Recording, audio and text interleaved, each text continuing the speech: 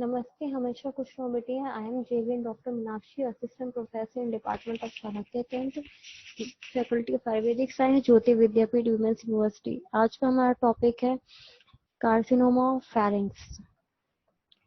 तो उसे समझने से पहले मैं समझते हैं what are the tumours of nasopharynx. Here is a list of benign and the malignant tumours of nasopharynx. Then there are the tumors of oropharynx, the benign and malignant tumors of oropharynx. Here is a list of the tumors of the laryngo or hypopharynx. So then comes the nasopharynx.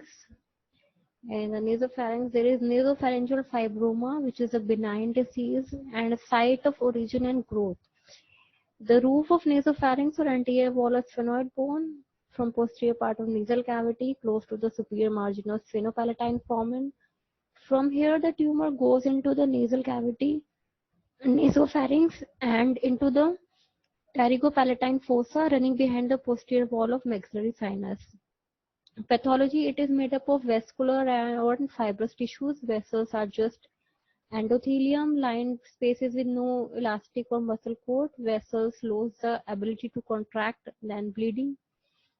Extensions, it is locally invasive and destroys the adjoining structures. It may extend into the nasal cavity, paranasal sinuses, pterygoid maxillary fossa, infratemporal fossa and cheeks, orbits, cranial cavity. The clinical features are profuse, recurrent and spontaneous epistaxis, progressive nasal obstruction, denasal speech, conductive hearing loss and otitis media with diffusion, mass in the nasopharynx, broadening of nasal bridge, proptosis, swelling of cheeks. Investigations are CT scan, MRI, carotid angiography. Management is done by POC, surgical excision, radiotherapy, chemotherapy. Then malignant tumors, the pathology is the tumors present in three forms: the proliferative, ulcerative, and infiltrative form. The routes of spread are fossa of Rosenmuller, anterior spread, the blockage of choana and nasal cavity. In inferior spread, the oropharynx and hypopharynx. Lateral spread, parapharyngeal space and infratemporal fossa. Upward spread, intracranial structures. The lymphatic spread, distant metastasis. Clinical features are nasal, the obstruction, discharge, denasal speech and epistaxis. Otologic clinical features are obstruction of eustachian tube, conductive hearing loss, ASOM, CSOM, tinnitus and dizziness. Ophthalmoneurological clinical features are cranial nerve paralysis, cervical node metastasis, distant metastasis. Diagnosis may be done by endoscopy evaluation, imaging studies like X-ray, CT scan, audiogram. Treatment is radiotherapy and chemotherapy. Surgeries which can be preferred are nasopharyngotomy, the endoscopic approach, lateral rhinotomy, and medial maxillectomy. Here is a TNM classification. We can see that T1, T2, T2A, T2B, T3, T4. In any classification, there is N0, N1, N2, N3A. Then the stage group, 1, second A, second B, third stage, 4th A, 4th B, 4th C. The benign tumors of oropharynx are papilloma. It is pedunculated, arises from tonsils, soft palate and facial pillars. It is symptomatic, sometimes cause irritation. Treatment is surgical excision. And then next disease is hemangioma. It occurs on the palate, tonsil, posterior and lateral pharyngeal wall. Types are capillary and cavernous hemangioma. Treatment is when increase in size, bleeding and dysphagia. Diathermic coagulation, injection of sclerosing agents, cryotherapy or laser coagulation. Next disease is pleomorphic adenoma. Both palate and submucous are affected. Treatment is total excision. Next disease is mucus cyst. It is seen in vallicular, yellow pedunculated or sessile mass is there. Treatment is surgical incision and drainage. The common sites are posterior 1/3, base of tongue, tonsil and tonsillar fossa, facial palatine arch, posterior and lateral pharyngeal wall. In the gross appearance, you will see the superficial spreading, exophytic, ulcerative, infiltrative. Then histological, squamous cell carcinoma, lymphoepithelioma, and the tonsil, base of tongue and vallicula. Adenocarcinoma, it arises from the venous salivary gland, spreads to palatal fossils. Lymphomas, the Hodgkin and non-Hodgkin lymphoma arises from the tonsil and base of tongue, and large cervical nodes may coexist. Treatment is surgery, radiation, chemotherapy, and palliative therapy.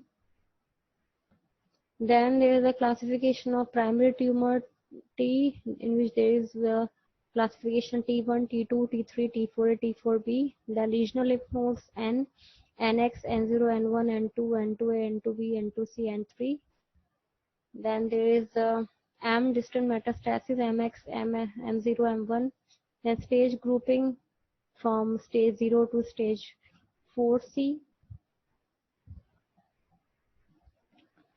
Then comes the laryngopharynx disease. The piriform sinus is a very important structure which there is tumor is found. The growth is exophytic or ulcerative, deeply infiltrative, metastatic neck nodes.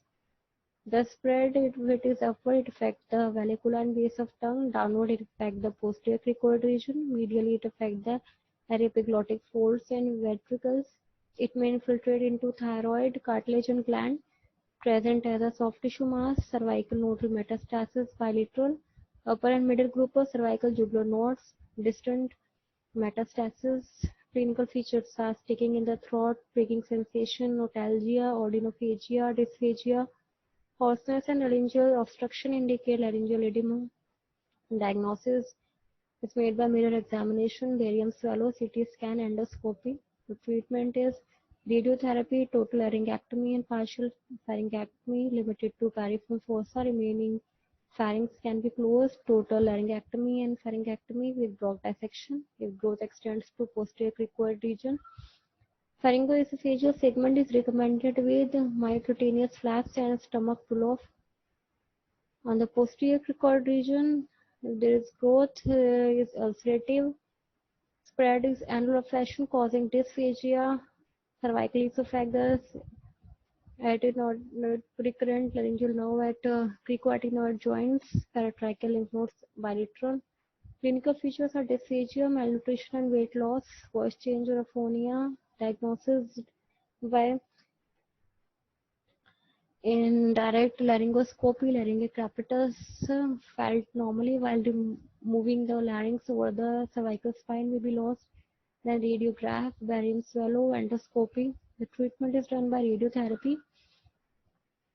Then surgery, we can go for laryngopharyngo esophagectomy with stomach pull-off or colon transportation to reconstruct pharyngoesophageal segment. The last is the posterior pharyngeal wall. Here the growth is exophytic and ulcerative. The spread is prevertebral, fascia, muscles and vertebrae. Lymphatic spread is bilateral due to midline nature of lesion.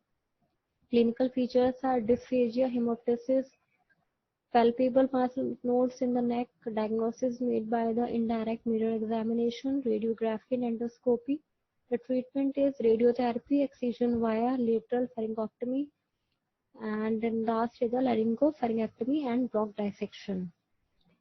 Thank you so much. This session is powered by digital version 2.0 Jyoti Vidyapeeth Women's University. I hope you are satisfied with my digital session. If you have any query, please write in the comment box. I will resolve it. Thank you so much. Namaste, Hamisha Pushpa Bitia. I am JV Dr. Meenakshi, Assistant Professor in Department of Shalakya Tantra, Faculty of Ayurvedic Science, Jyoti Vidyapeeth Women's University. Today we will discuss the Shirorog Vigyani Adhyay. It was given in the, it is the 25th chapter of the Shushu Samhita Uttar Tantra. So we will discuss the symptoms of diseases peculiar to the region of head. First we will study the classification of Shirorog diseases which are peculiar to the region of the head, number 11 in all. The four kinds respectively due to the action of the deranged Vayu, Pitta, Kapha and their combination, as well as those which are respectively incidental to any bodily waste, Shayaj, or to the vitiated condition of the blood, Raktaj, or to the existence of parasites, Krimage, the remaining four being known as Suryavard, Anantvad, Ardhavbhedak, and Shankak. The symptoms of these 11 kinds of head diseases are given below. Then first, the symptoms of dosh originated types. A fit of violent headache without any apparent cause and which becomes worse in the night and is relieved by pressure or being bandaged or by an application of fomentation round the head should be ascribed to the action of the deranged vayu and is known as the Vata Shirorog. A violent burning and aching pain in the head, in which the scalp seems to have been strewn over with bits of live charcoal, accompanied by a sense of scorching vapor being emitted from the nostrils, and which am- ameliorates in the night or on the application of cold, should be ascribed to the action of the deranged pith and is known as the Pitta Shirorog. A fit of headache in which the head or palate and the throat seem to be covered with a coat of sticky mucus and feel cold and heavy and cannot be turned about, and the face and the eyes look swollen or flabby, should be attributed to the action of the deranged bodily cough and is called the Kapha Shirorog. A case marked by the concerted action of all the three preceding doshas exhibits all the symptoms peculiar to all of them and is known as the Tridosha Shiroroga. Then the symptoms of Raktaj, Shayaj and Krimish types of Shiroroga. A case of headache due to the vitiated condition of the local blood manifests all the symptoms of the Pittash type and the headache becomes incapable of bearing the least touch. This is known as the Rakta Shirorog. A case of headache incidental to the waste of the local vasa, fat or cough and is marked by an intolerable pain, abhitap in the head, which is aggravated by the application of fomentation, fumigation, urine, emetic and bloodletting. This is known as the Shaya Shirorog.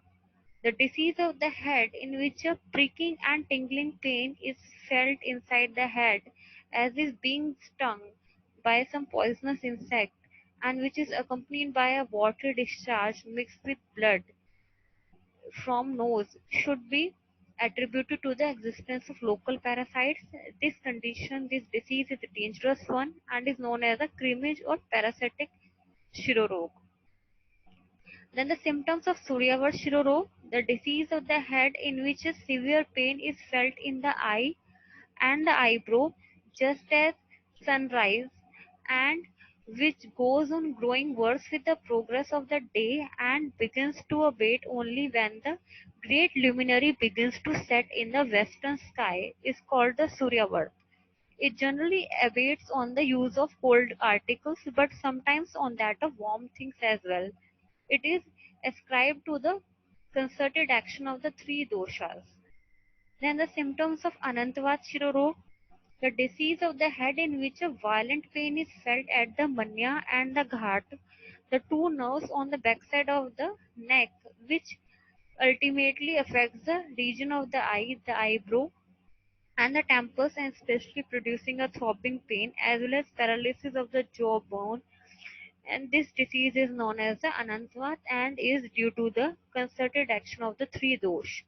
Then the symptoms of Ardhavbhetak and Shankag, the disease of the head in which a violent and excruciating pain of a piercing or aching nature is felt in one half of the cranium, which makes the patient feels giddy and which either follows no distinct periodicity or recurs at a regular interval of 10 days or of a fortnight, is called the Ardhavbhedak and is due to the concerted action of the three doshas.